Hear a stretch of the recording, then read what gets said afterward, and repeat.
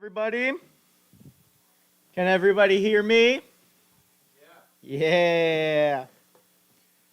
All right. Welcome everybody. Everybody here at the Hoodocs, as well as everybody online. If you're streaming on YouTube, welcome.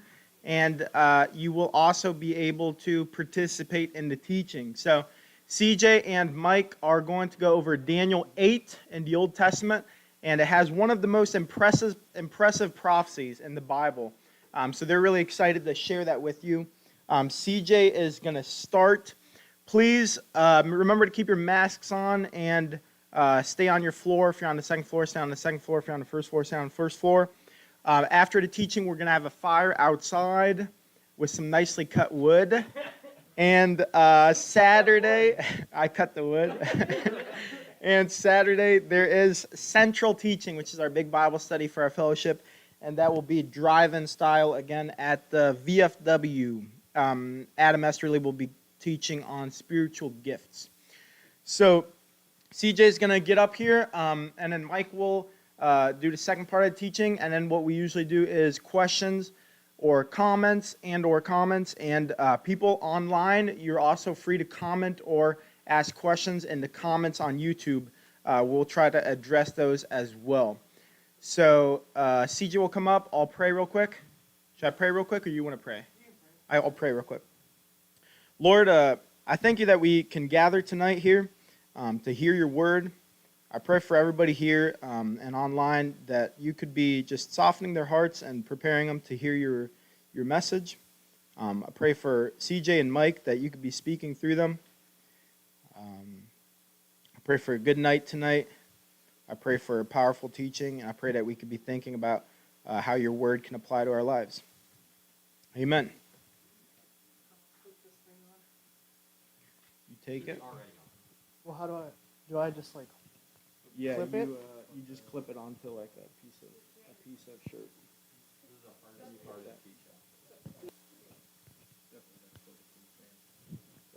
Yeah. Is it too close? Oh, let's stay. There we go.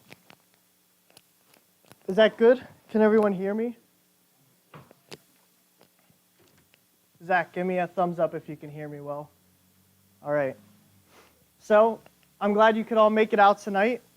If you're joining us, you're kind of joining us in the middle of a movie a little bit. Well, it's not really a movie. It's like joining in the middle of a movie.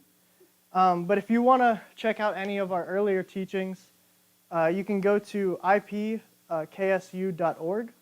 and that'll have all of our earlier teachings in Daniel and any earlier teachings that we've done before Daniel. And tonight we're going to be continuing on in Daniel 8. So Mike and I have dubbed this Why Truth is Important. That's a big name for our teaching tonight. And so we're going to be talking about the rise and fall of empires and great kings. And this is all written hundreds of years before these people or these kingdoms even come to power. It's some pretty crazy stuff. And so because we're doing a lot of history and a lot of verses tonight, I encourage you, if you have a Bible or your Bible app, to read along, because this prophecy is very impactful. It is, like Ben said, one of the coolest passages like in the Bible, I would say.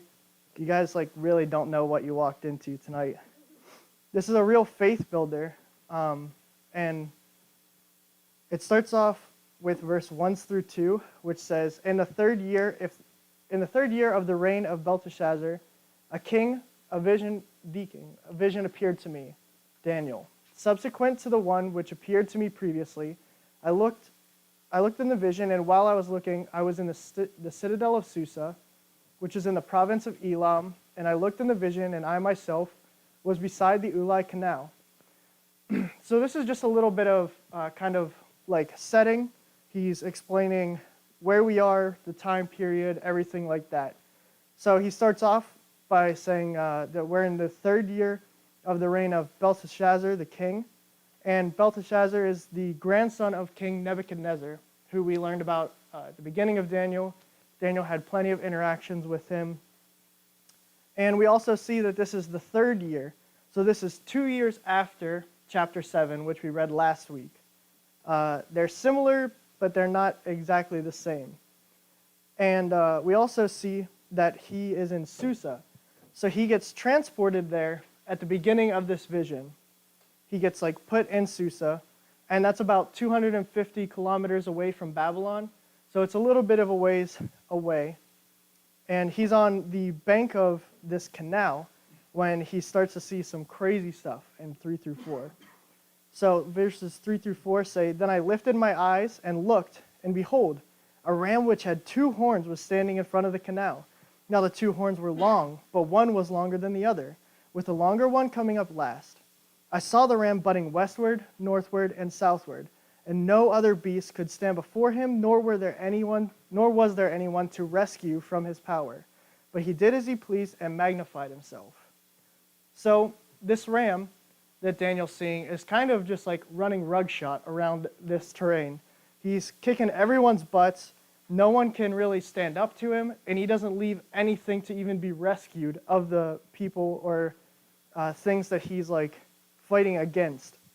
He's a pretty bad dude, and we get to see in verse 20 what the ram actually resembles. So reading verse 20, it says, "The ram which you saw with the 2 horns represents the kings of Media and Persia." So, as we saw last week, this is just another metaphor for Media and Persia, and commonly we see that it depicts something as bigger than the other, and that always pertains to Persia, which this week it's one horn is bigger than the other. And Persia, they were both powerhouses, but Persia was the big bad. That's what you see in the 300 movie and trying to conquer the world and everything like that. So we see them, and they're charging north, west, south. They're charging all over. And this is indicative of King Cyrus and his reign when they kind of took over the whole world, or close to it, and they were just really the dominant power at the time. No one could really stand up to them. They even came and took over Babylon, which Daniel is currently in when we're reading this. And so it seems like they're kind of the big bads of this situation. But as we continue reading, there's another person introduced, or I guess another animal. Verse 5 through 7, "While I was observing, behold, a male goat was coming from the west over the surface of the whole earth without touching the ground. And the goat had a conspicuous horn between his eyes." So first off, this goat just cleared the world in one jump. With no, I would assume steroids, not a natural goat. Definitely juicing. And it says, "He came up to the ram that had 2 horns, which had been standing in front of the canal, and rushed at him in his mighty wrath. I saw him come beside the ram, and he was enraged at him. And he struck the ram and shattered his 2 horns. And the ram had no strength to withstand him. So he hurled him to the ground, and he trampled him. And there was none to rescue the ram from his power." So now we get introduced to this goat. And this goat absolutely bodies this ram, with no opposition from the ram at all. And it just takes over even more than the ram did. And in verse 21, just like with the ram, we get to see the goat is actually explained to us. So it says, "The shaggy goat represents the kingdom of Greece, and the large horn that is between his eyes is the first king, which is Alexander the Great." So Alexander the Great started his reign when he was 20, lived till he was 32, and then he eventually died. But I just want everyone to reflect.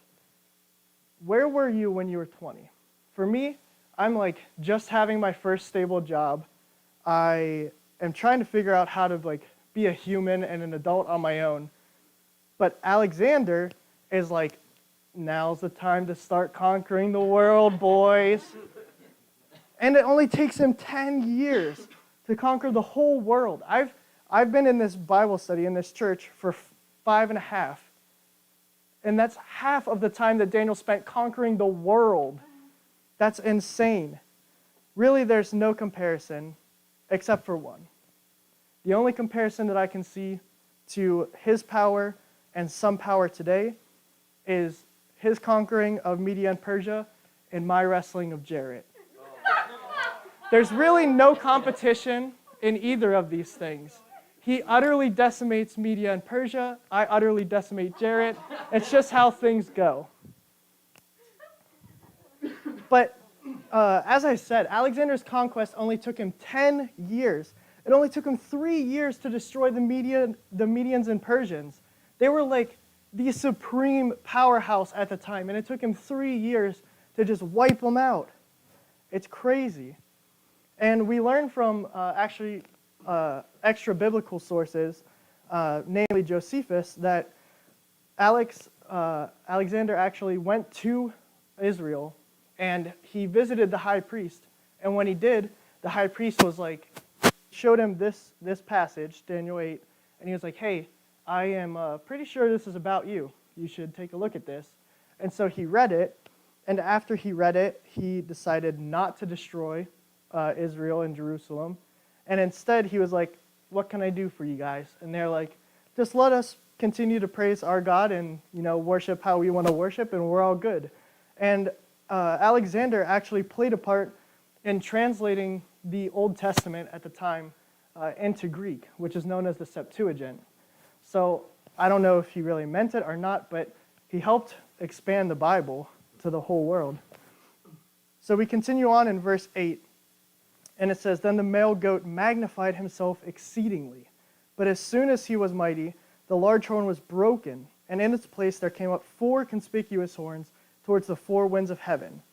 So as I said, he took over for 12 years, from 20 to 32. At 32, he died, and I'm not sure if they couldn't decide how to split it up or like who was going to be the next king, but they just ended up cutting the kingdom into four and gave it to his 4 generals.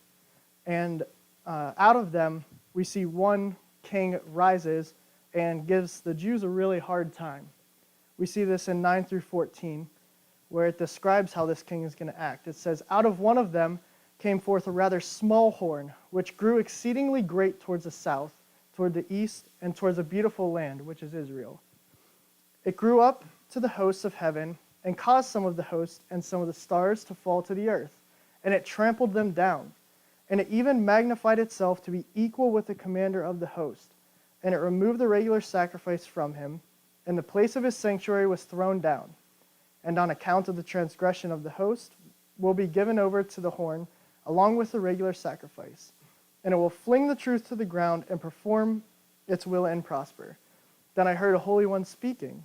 And another holy one said to that particular one who was speaking, how long will the vision about the regular sacrifice apply, while the transgression causes horror, so as to allow both the holy place and the host to be trampled?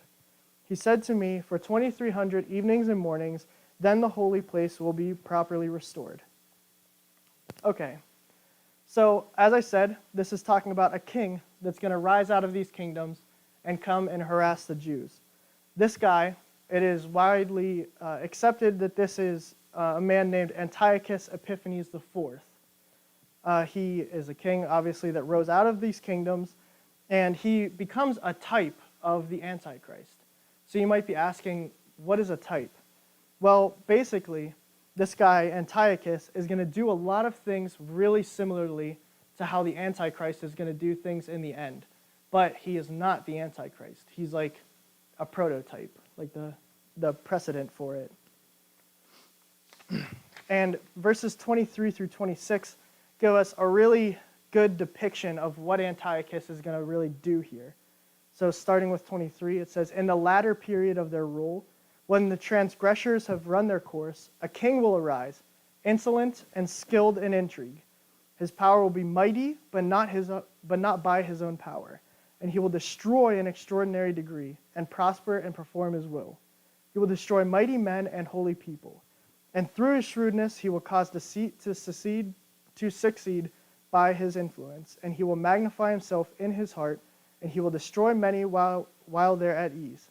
He will even oppose the prince of princes, but he will be broken without human agency. The vision of the evenings and mornings, which has been told, is true, but keep the vision secret, for it pertains to many days in the future. So this set of verses kind of lines up with 9 through 14, as we read. And you can really see how this lines up with Antiochus as we look at these verses. Verse 24 says, he will destroy mighty men and holy people.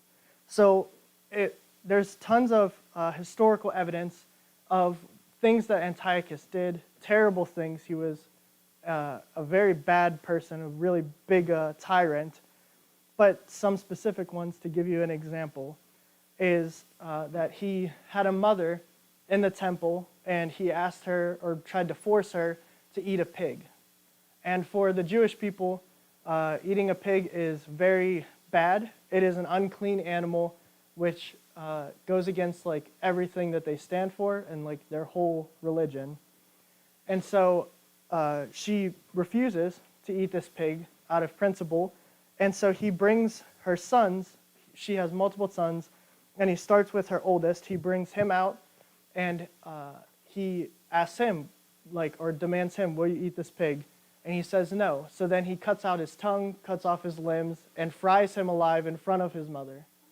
And he proceeds to do this with all of her kids, and then also the mother when they all refuse. So he's a very cruel and ruthless person. And that's not even really the half of it. He found out that another mother was circumcising her children, which is the Jewish custom that you are supposed to circumcise your male kids on the 8th day that they're alive. So he found out that this mother did this, and he had her 2 infants killed and then strung around her neck and made her walk around with them on a necklace for a whole week before he eventually pushed her off a cliff and killed her as well. So he was just completely disregarding everything that God had put in place. He was just a power-hungry person. And we see in verse 11 how he lines up with this as well. It says, it even magnified itself to be equal with the commander of the host, and it removed the regular sacrifice from him, and the place of his sanctuary was thrown down. So when Antiochus takes over, he went into the temple, and he went and killed the high priest of the temple.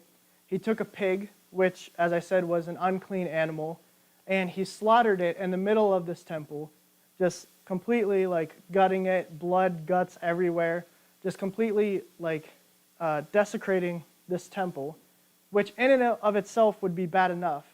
But he then also erects a statue of Zeus in the temple, basically spitting in the face of God and saying you don't really have any power.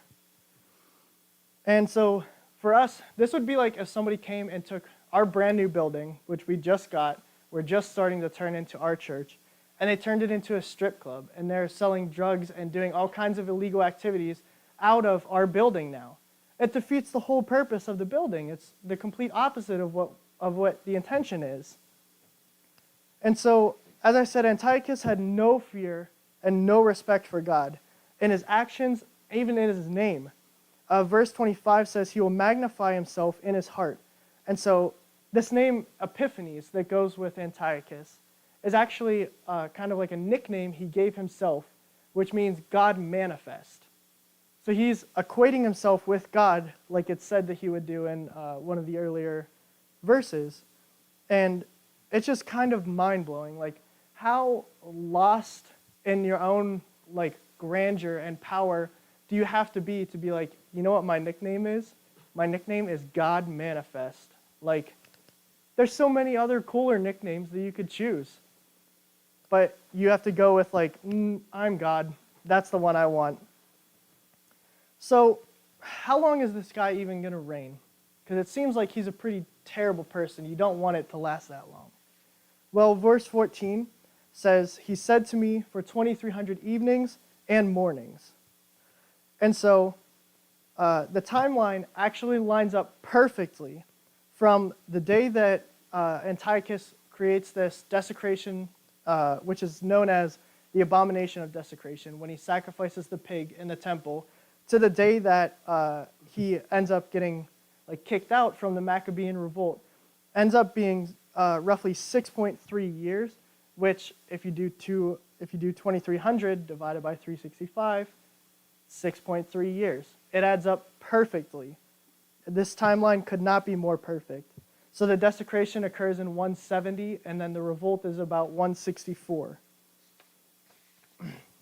And so we know from history that this revolt happened in 164, that the Jews eventually kicked Antiochus and the Greeks out of Israel, and that's how we get the holiday of Hanukkah, is after they kicked them out, they started to celebrate that they had their land back.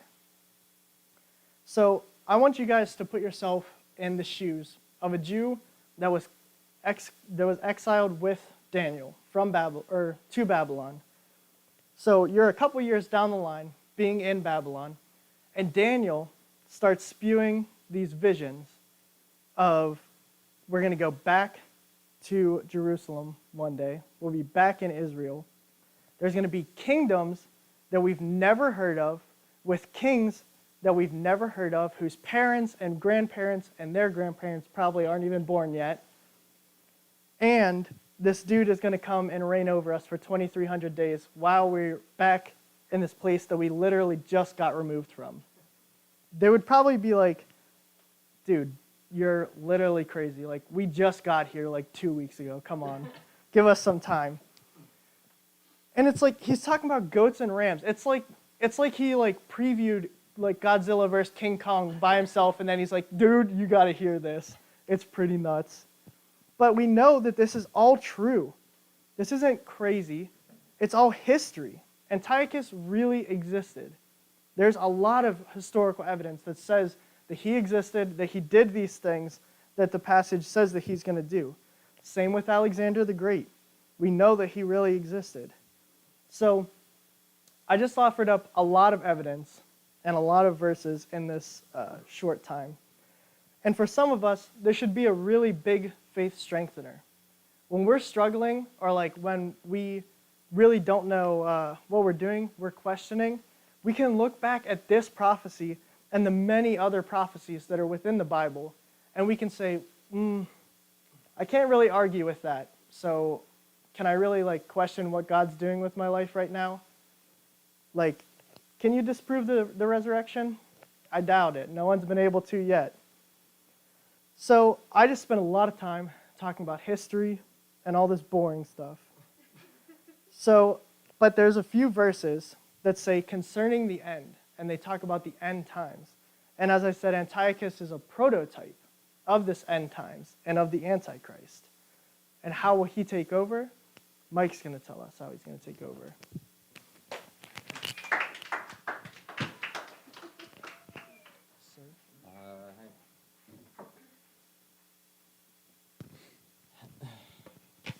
All right. I was telling CJ this is the most difficult part of the teaching.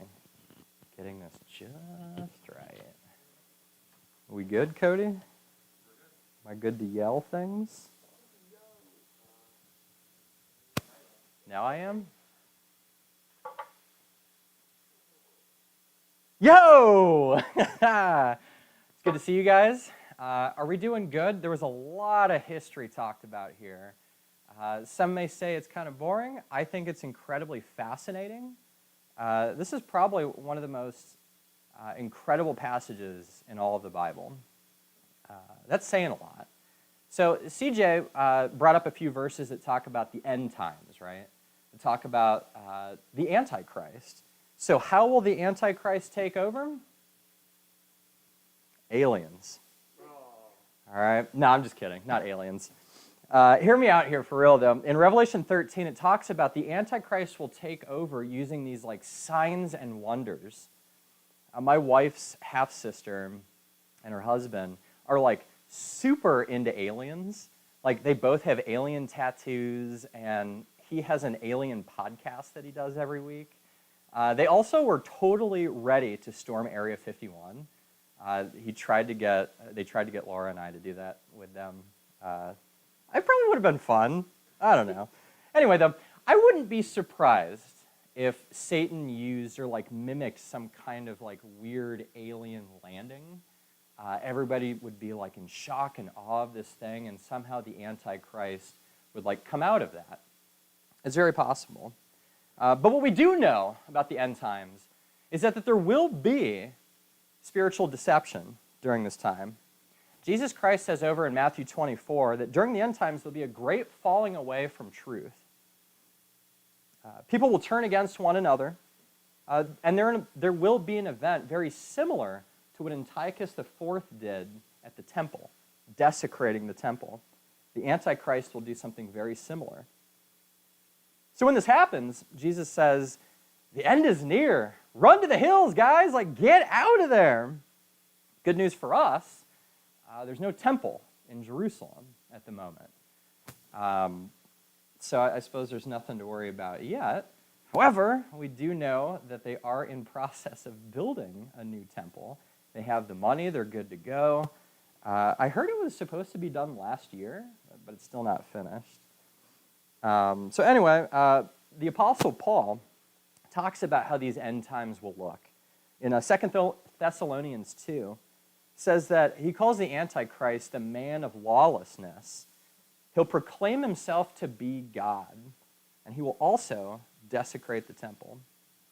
So I want to focus on a verse that CJ brought up already in Daniel 8, verse 12. And this verse I'm going to focus on for the remainder of our short time together here tonight. In 8:12, he says, truth will be thrown to the ground. So truth is the casualty here. Like, I would argue that a strong majority of people today don't care about truth. It's more about feelings and emotions and how I feel about certain things, certain people, certain issues, right? But we have to answer the question here tonight, does truth matter? Some people may say, who cares? Like, nobody cares about truth. There's a terrible misconception today that Christians are into blind faith. Listen, God rejects that. God comes in with logic, with evidence, with accurate history, right? CJ went over like 25 minutes of history. In Isaiah 1:18, God says, come, let us reason together. Jesus, God in human form, says over in John 4:23, we worship the Father in spirit and in truth. So today people get so offended when you say that you know truth, right? People say, you Christians are so arrogant and rude saying that you know absolute truth. Nobody can really know that something is absolutely true. I suppose that in itself is kind of self-refuting, right? Like, that is an absolute statement. But does truth matter? I would say it does. I mean, let's just say you have a lump in your chest and you go to a doctor and the results come back the next day. The doctor asks you, do you want the truth or a lie about that lump in your chest? I think it's pretty obvious how we'll answer that question. So this Antiochus IV guy, partially, this is not prophecy. It's history precisely predicted. Some of these verses in Daniel 8 that CJ was bringing up, he said that it points towards the end, right? Or this will be things concerning the end times or the future. It's pointing towards the Antichrist. So if the previous verses are true, wouldn't the verses about the future be worth looking into? I think so. We're talking about some incredible biblical prophecy here. There are so many different prophecies that were fulfilled in the Bible. I just want to go over two really quick that I find like super fascinating and really fun to look into. First one, Israel was regathered in her land from the four corners of the globe. Like, do you understand how wild this is? Never in human history has this ever been done before. Predicted 2,700 years ago. In Isaiah 11 and 12, it says that the Jewish people will be scattered to the four corners of the earth and then enter again into the land of Israel. So I suppose you could make the argument, well, weren't the Jewish people over in Egypt in the book of Exodus? They were there. Okay, that's not the four corners of the globe. That's just Egypt. What about Babylon? They're in the exile in Babylon. Same issue. Like, this seems to fit that the Jewish people will be scattered literally around the earth. So we know from history, the Jewish people had their land in the 1st century AD. Rome comes in, desecrates the temple, kicks them out. After about 80 years, the Jewish people are banned from Israel. And we know from history they're spread out globally. And then after 20 centuries, they're then regathered in their land of Israel. In 1948, 5.6 million Jewish people back in Israel. Like, this is so wild. Like, even some Christian theologians in 1939 were looking at this prophecy, and they're like, there's no way that this is talking about the Jewish people. There's no way this is talking about Israel. Like, it can't happen. It's absurd. It must be talking about something else. Or maybe it's like imagery. Yeah, it's imagery.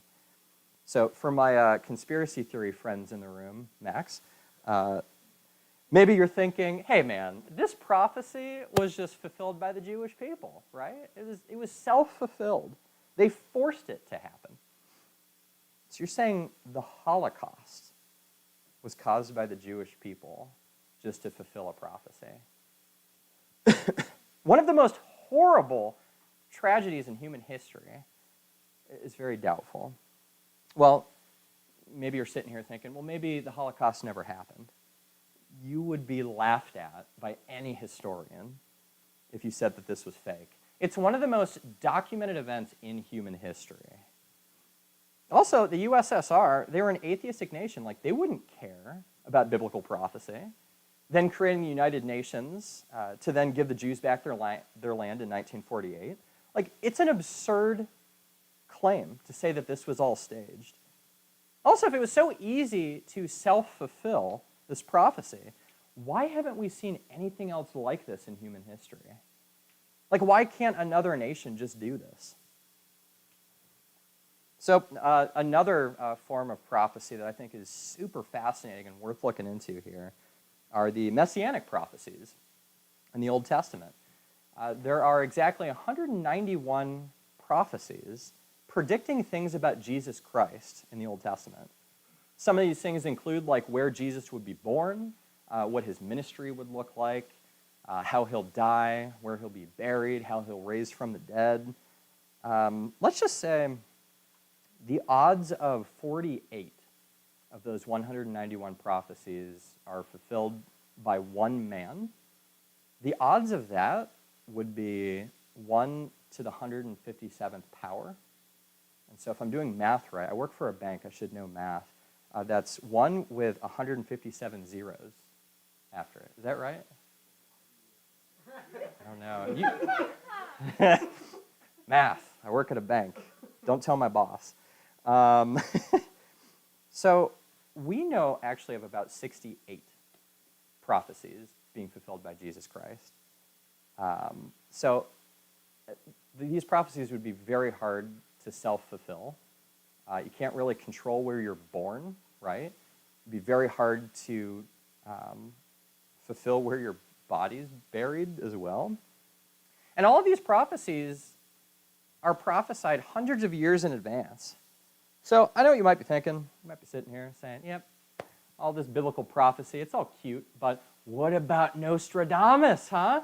He predicted 9/11 before it happened. Checkmate. All right, so after 9/11, the internet buzzed with a few predictions from Nostradamus. I have two here that I think are pretty interesting. Check this first quatrain out. Excuse me. In the year of the new century and 9 months, from the sky will come a great king of terror. The sky will burn and leap up at 45 degrees. Fire approaches great new city. Pretty interesting.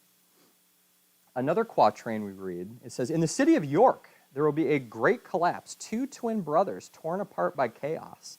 While the fortress falls, the great leader will succumb. Big third war will begin when the big city is burning. That's pretty fascinating. It seems to predict the year, month, attackers, the city, and nature of attack. Not bad for a dude 500 years in advance. However, even Nostradamus supporters readily admit that these are fake. The first quatrain that I read is actually a combination of two separate quatrains. And the second quatrain that I read, it's completely fake. A total fabrication. It's a lie. It's false. Pure fiction. All right. Okay, but we can't escape the fact that some of this seems true from the first quatrain there. Like, you can't just brush off the coincidence, some people would say, that New York City is near 45 degrees latitude. What we don't know is, what is this prediction talking about? Is this talking about the angle, temperature, latitude, longitude? If this prediction was talking about the latitude of New York City, this would be a false prediction. New York City rests at 40 degrees latitude. 45 degrees latitude would be somewhere in Toronto. So this isn't even close. And with Nostradamus predictions, like, there's so much vague general language. Like, great city could mean any city, right? Fire leaping up, don't all flames leap up? There was one time that he actually used a clear date, and he was dead wrong. He said horrific war, famine, and disease would occur on June 22nd, 1732. Nostradamus supporter Edgar Leone remarks, at that time, Europe was in the very center of several decades of rare relative peace and prosperity. Yikes. So I guess to test Nostradamus' predictions here about 9/11, you might want to ask yourself, like, if I were to read these quatrains to an FBI agent on September 10th, 2001, could I have prevented a terrorist attack? Very unlikely. All right, so you might be sitting here thinking, Mike, Nostradamus is an old fart from years ago. What does he know? All right. What about psychics, huh? Psychics. Okay, I'll bite. Psychic Sylvia Brown claimed to be roughly 90% accurate in her predictions about missing persons and murder cases.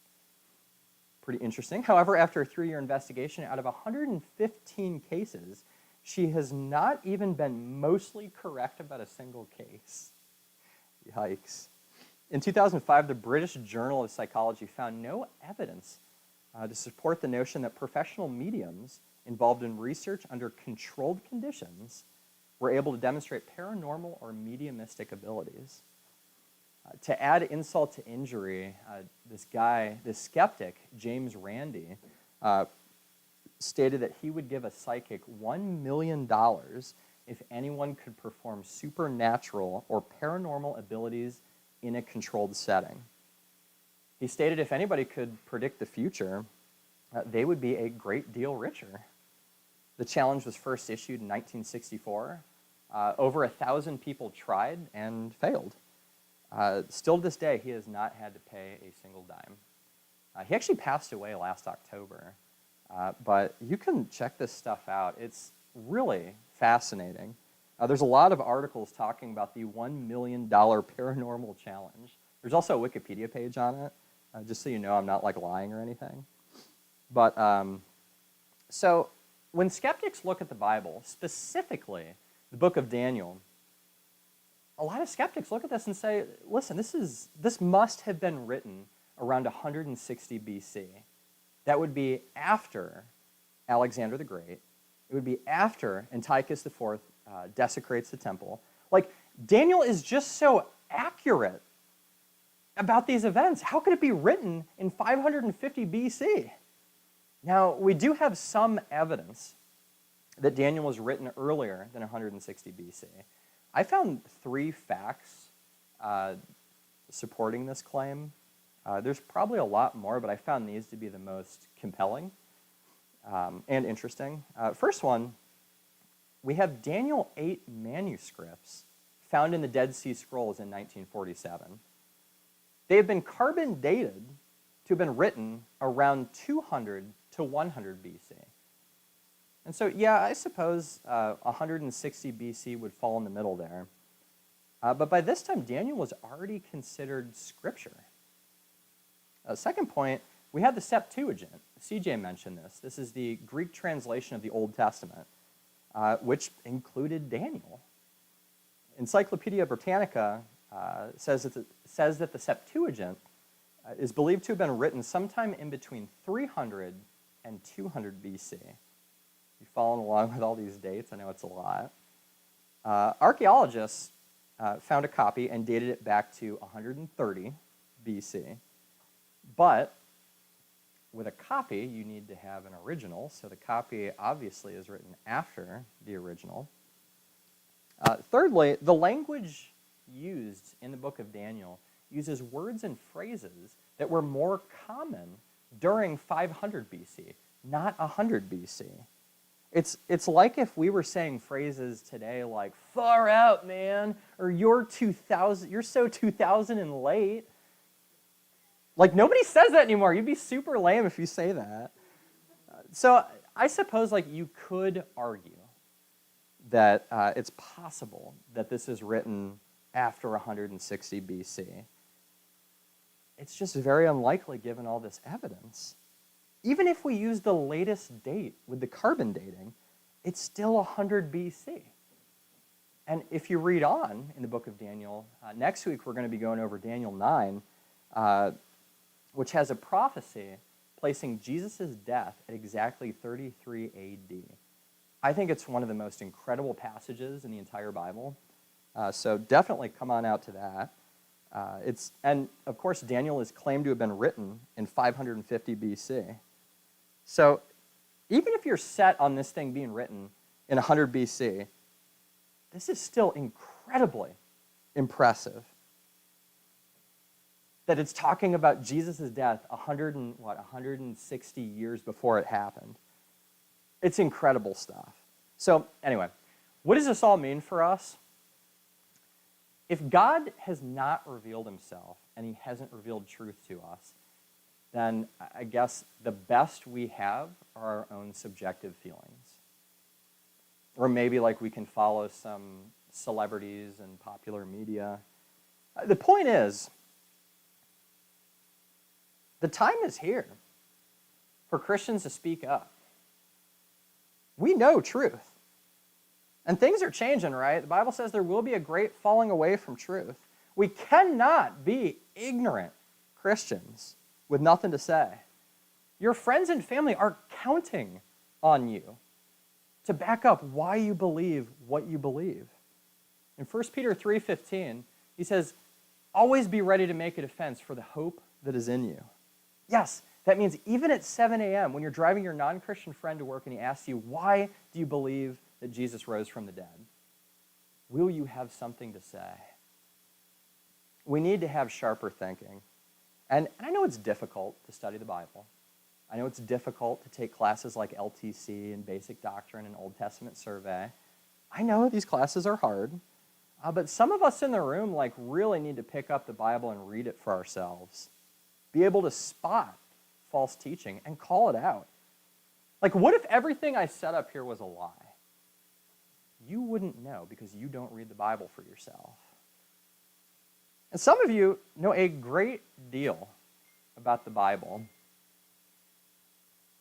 Don't be afraid to speak up. You know a good amount.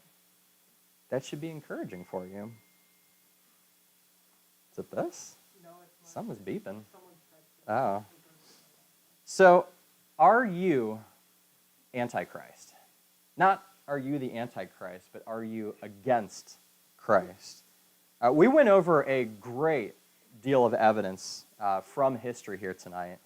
And it's hard to listen to all this and just say, that's pretty interesting, or that's a coinky-dink.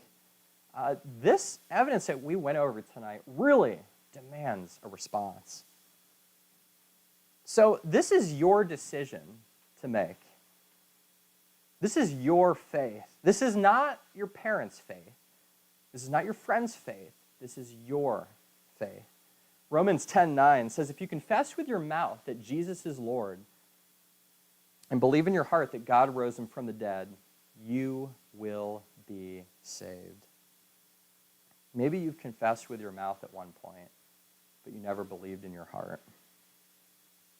So look at truth. Like, God wants you to turn to him. He wants a relationship with you. And he's given you evidence that demands a verdict. Will you pray tonight and ask God for a relationship with him? You pray that, and he'll answer that immediately.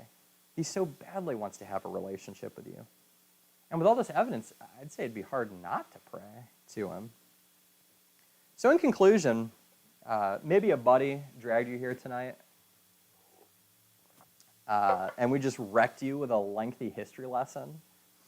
And I recognize this is a lot to take in, but I do want to bring your attention to one other verse here.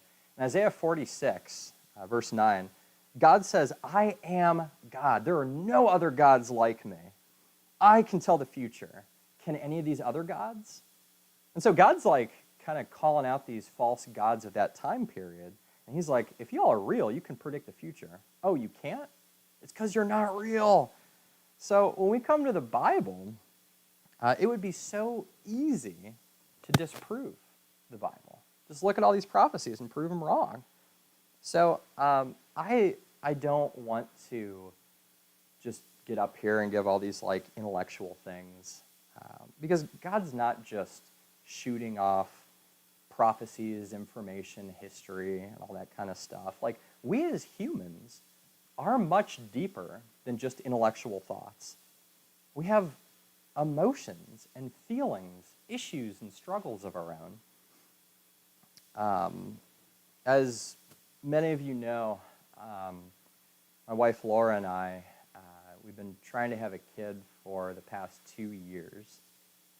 It's been a very difficult journey, to say the least. And Laura actually got pregnant about 10 weeks ago. But then a week ago, we found out that the baby didn't have a heartbeat any longer. And I gotta say, last week was probably the most difficult week of my life thus far. Yeah, it was super difficult. Laura and I could have easily just like shook our fist at God and been like, God, why are you allowing this? You know, like, God, we pray to you, we love you, we serve you, like we do all this stuff for you, like, what the heck? So I probably will never know this side of eternity why that occurred, but I can tell you that this hasn't shipwrecked Laura and I's faith. We still trust God. Why? Because God's proven himself to us through history.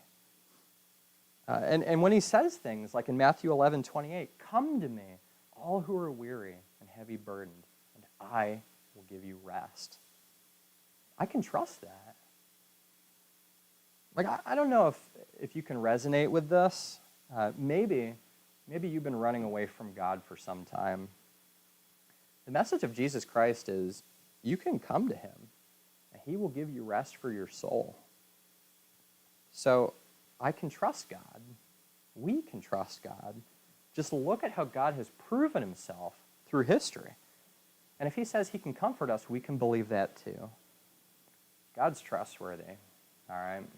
We can trust him. Can you trust him here tonight? So I will end there. Thanks for joining us for this lengthy history lesson. We'll now open it up to questions and comments. So if you're tuning in online, we have a dedicated guy looking at the comment section. He may or may not tell us what they are. He might. Do we have any questions or comments on there that are? Well, hold there. Do we have any questions or comments from the room for CJ or myself? Cody?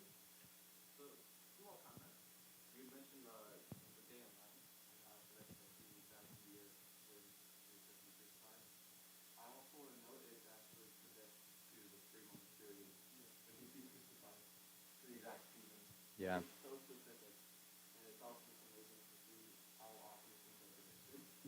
Because you look at other where people like astronomers and they predict stuff. It's like, oh, when the sun is in this kind of weird position, sometimes maybe. But then you look at prophecy in the Bible. It's like, oh yeah, by the way, in about like 2,727 years, in 3 months. It's like, wait, what?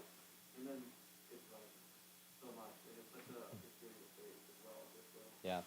to see the consistency as well.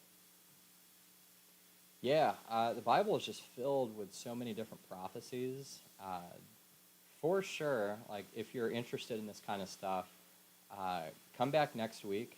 Lindsay and Brandy, I believe, are going to be going over Daniel 9, which is very similar to like this kind of prediction that we got here tonight.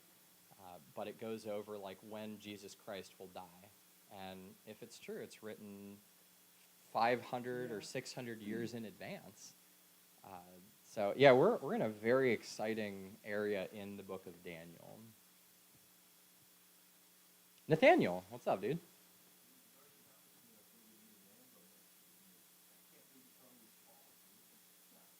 Maybe Nostradamus had some like things that were close. I don't know. I only read the 9/11 ones. Okay, so you're not going to get a Lambo from Nostradamus? All right. That one was a false prediction. Sorry. And I was gonna say, I don't know if you guys mentioned this at the end, but the last couple, I think actually the last verse of the passage in Daniel, Yeah, we didn't. where it says, "Then I, Daniel, was exhausted in 60 days." Yeah. Like, that's kind of sucks. Like, like he had these visions, and then just like it physically affected him for a while. And I was thinking about kind of with that, like how much more of a privileged position we're in, because like, and a lot of people in the Old Testament too, who like, know what God's going to be doing, and know how to, what God gives them to go look at the future. It's like we're having the luxury of being able to see it from, a point of like understanding, like being able to look back and but it's like we don't get to see everything, like we're at kind of a midpoint where it's like some things happen, but other things are still waiting to happen. Like specifically with Israel thing that that's happening. Yeah. We're Yeah. expecting, my dad's lifetime, or not my dad's, but my grandpa's lifetime. And it's like, but there's still going to be a bunch of stuff that happens. Right. So it's cool to think about. Just like it's like you're in a very good position where you can point it back and look forward. So Yeah, I mean, we have the Bible on our phones. Like, Yeah. that's crazy that we have that. Well, wait, you took the mic from me. Do you Oh, want to add to that? I was just gonna say, like, when he gets sick, from what I like read and listened to, it is like because he gets so physically sick because of like the actions of Antiochus, like hearing about what he's gonna do, is like it revolts him so much. It's not like because he can't handle the vision, because he's handled many visions, but it's like this dude is so depraved that Daniel's like, oh, this actually made me sick.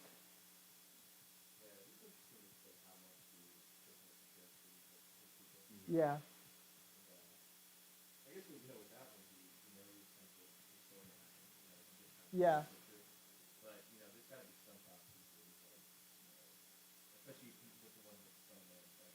Yeah. There's like it's going to happen. Yeah, for sure.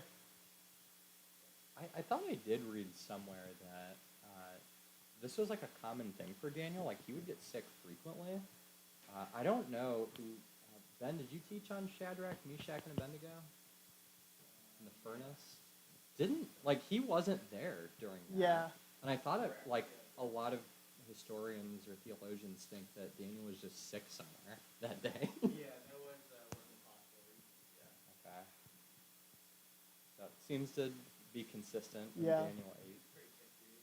Yeah, he's a sick Pretty dude, sickly. Yeah. Yeah. It's weird that the Bible like mentions, yeah, Daniel has like some stomach issues quite frequently. Why do Yeah. we need to know this? Interesting. Matt? Lisa just wanted question or comment that makes sense to be repeated so they can understand the response. I don't think they heard that. Okay. Nate, your question, what was it? Should I just keep quiet? I guess. Well, we can kind of. Or yeah. If you can just Let's see. Basically,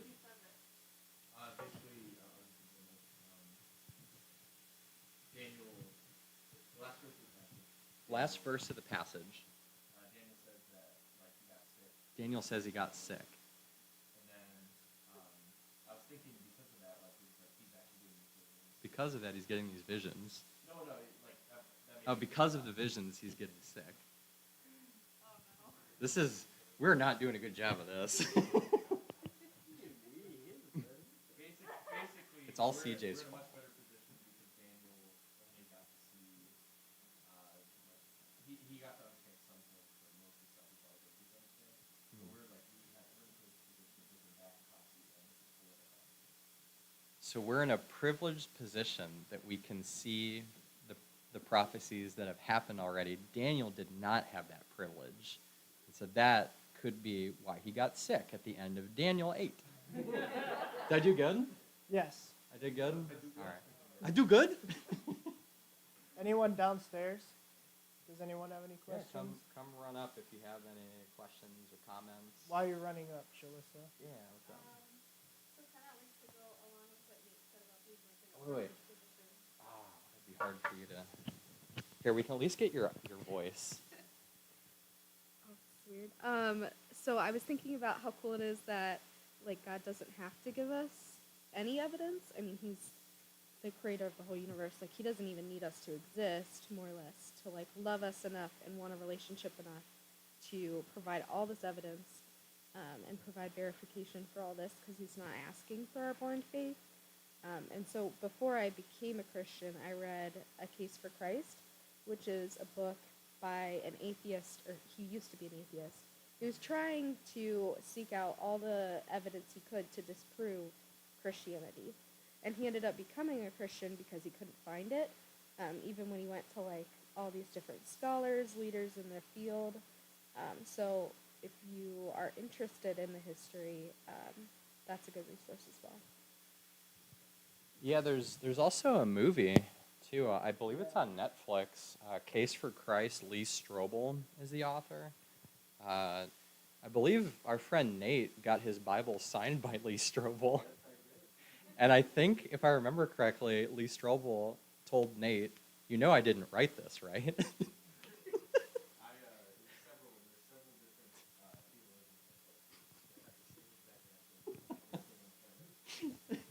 theologians. Yeah, so I had to actually like cut some of my teaching out, but that was like something that I was kind of amazed by as well. Is like God gives us like literally the days of how long this guy is gonna reign.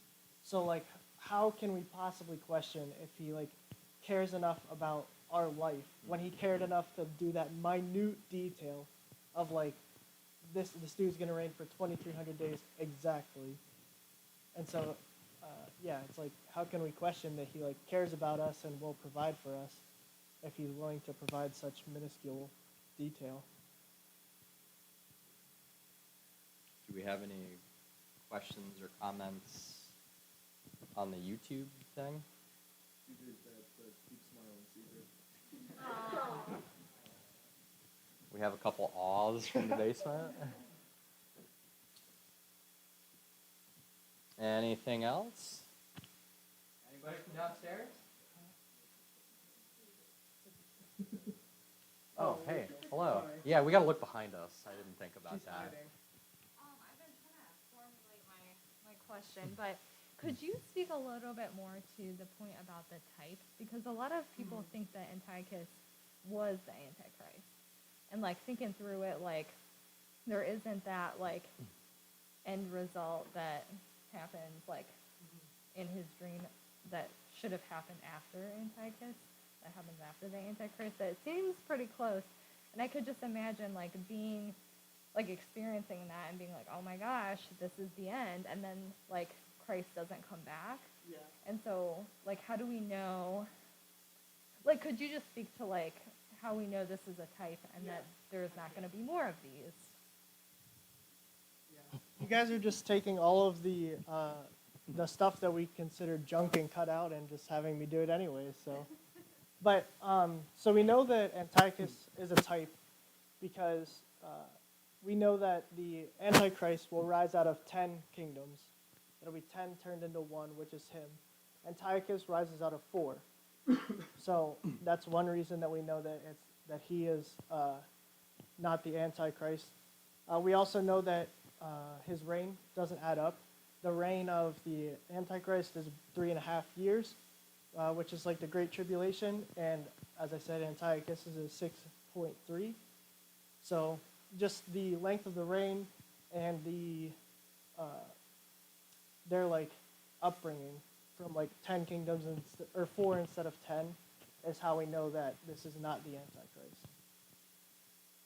And then also, my friends Rachel and Mo actually taught on Yes. the Antichrist.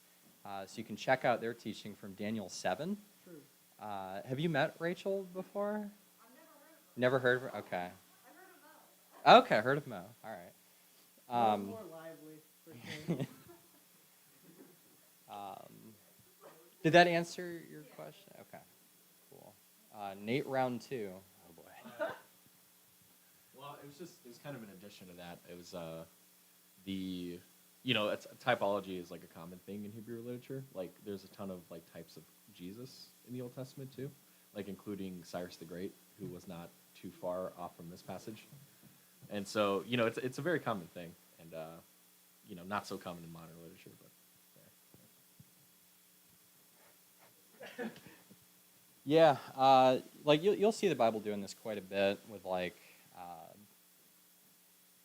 King David is sometimes referred to as a type of Jesus. I love David. Oh, He's my favorite character in the Bible. but yeah, Nate, I agree that it's very common in Hebrew literature that it's like this person resembles this person in the future, as well as if you look at the Old Testament, there's like so many different rituals and so many different things that the Jewish people did, and those all point towards what God is going to do in the future with Jesus. So there is a ton of imagery in the Old Testament.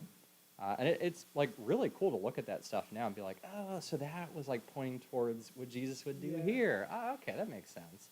And it's like easy to like remember imagery and like symbols and stuff like that. So like God was trying to help us out a little bit, or help out the Jewish people, because that's mainly who he was working with in the Old Testament. Any other questions or comments? We good on the YouTube thingy? There's a bit of a delay, so I'm just waiting for him. Oh, okay.